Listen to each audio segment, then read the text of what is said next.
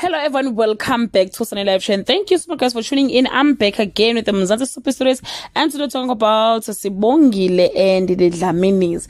Last sithi khona ke umthandazo kaSibongile bakithi awuthandaza kwathula umsindo usuphumelele sithi ke uSibongile usephumelele ke einkingeni zakhe ke hayi guys sevele zaqala phansi ke. She's now blamed ngokuxoshwa kukadeliwe ekhaya. So kusho ukuthi umuntu ekumele ehleze ekhala nomuntu ekumele ehleze ehlukumezeka uyena uSibongile abanye cha.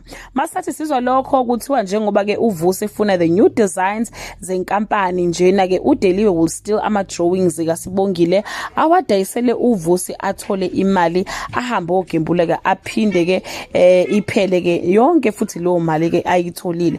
Angazi ke guys indlela kaSibo ukuthi iyovuleka nini neqiniso ngoNomalanga ukuthi ayikho into ayikhulelwe ukuze ke ukwenza kwazi ukufocus ekulungiseni ke irelationship yakhe noSibongile. As for umshado wabo hayi guys mina ngithazivele sikhohla bona la sakungangitshela ukuthi ngase sekuyalunga khona lesikhathi kade kusanda kushada uNomalanga ba move in together impilo yavele yabanzima kakhulu ke bagcina sebehlukene kanjalo so umshado guys angiboni ukuthi nje azivele silibale ngempela angiboni ukuthi bokushada labo inkinga zabo ziningi kakhulu kulolu yathando lwabo. uSibongile uneyinkinga kwifamily uneyinkinga nje nkosami lwamntana Jesu isono nje ungasazi. That brings us to the end of this video. Do leave your comment below and share your opinion. Bye.